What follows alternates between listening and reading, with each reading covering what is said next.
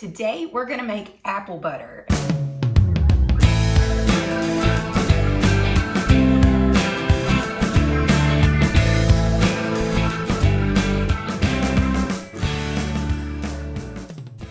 Welcome back to the farm. Today we're making apple butter. If there's somebody on your Christmas gift list that you haven't gotten a gift for yet, apple butter makes a good gift. And so today I'm gonna make a whole crock pot full, and these will be gifts for some of our friends and family this Christmas. I wanna show you the whole process of how I make apple butter using the crock pot because it makes it real easy from start to finish.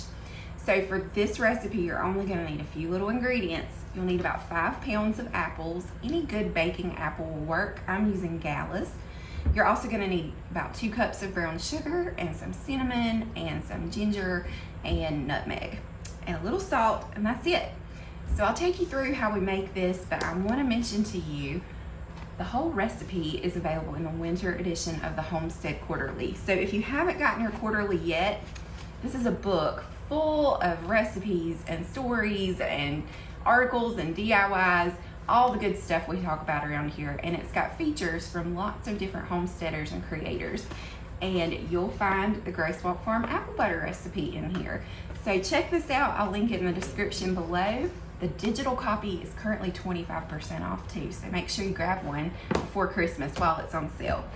So let's dive in and make apple butter. I'm gonna show you the whole process, and I think you'll really like this one. Here in my crock pot, our apples are all cored and sliced and peeled, and now we got to add the rest of the ingredients. So this is real simple. You only need a few things. First, we're gonna need brown sugar, and you're gonna want 2 cups if you're doing a full crock pot of apples. So this is a 1/2 cup, so I'm gonna put 4 of these in. Not packed, loose is fine.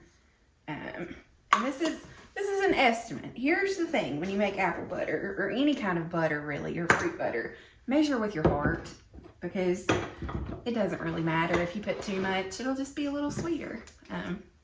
Next, we're gonna add some cinnamon. We're gonna add about a tablespoon of cinnamon. Again, I'm not measuring, measure with your heart. And then I'm adding pumpkin pie spice here. Now, if you don't have pumpkin pie spice, you can also add a little bit of nutmeg and a little bit of ginger with your cinnamon, and that will kind of replace this. But I like to give a little kick of nutmeg in my apple butter. And then the final ingredient is just a little bit of salt, a little pink salt. And probably about 1/2 teaspoon, not too much, just a little bit. Once it's all in your crock pot, you're gonna mix it up. Now I know somebody's gonna ask, where's the butter? If you're making apple butter, where's the butter? Fun fact, apple butter and fruit butters in general, they don't even have butter in them. It's just a term because they're smooth. A fruit butter is more like a thick sauce. So if you think of making applesauce, if you take your applesauce and you would let that simmer even longer and cook down to a more concentrated liquid, that would become apple butter. So you can do this with lots of different fruit. I've made peach butter, which by the way is amazing. You can do like a spiced pear butter. You could do pumpkin butter. I mean, really, your options are endless here. The apple butter is a classic, and it's like a fall flavor that everybody enjoys. And so I think this is gonna make a great little Christmas gift for some friends and family this year. So everything's all stirred in and incorporated, and now the crock pot's gonna do the rest of the work for us. I'm gonna put this on low, and we're gonna let this cook for about 12 hours, and then I'll come back and check it.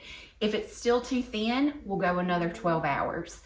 Just watch it and let it cook until it's the consistency you like, and then you can blend it up and it'll be ready. So I'll bring you back once my apple butter is cooked down and ready to blend, and you can see the consistency, but we're ready to start cooking.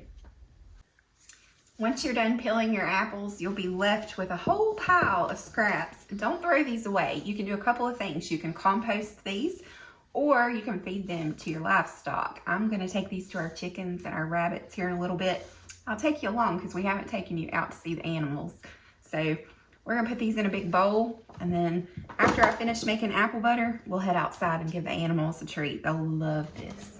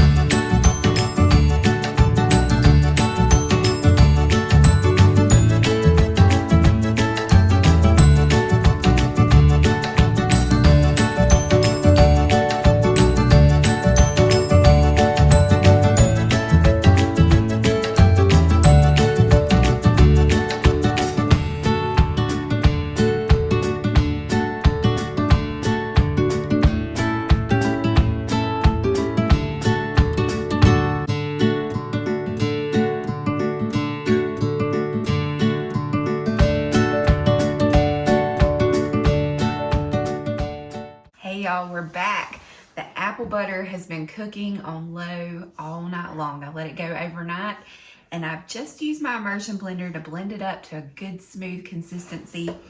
So when we started this project, my crock pot was completely full.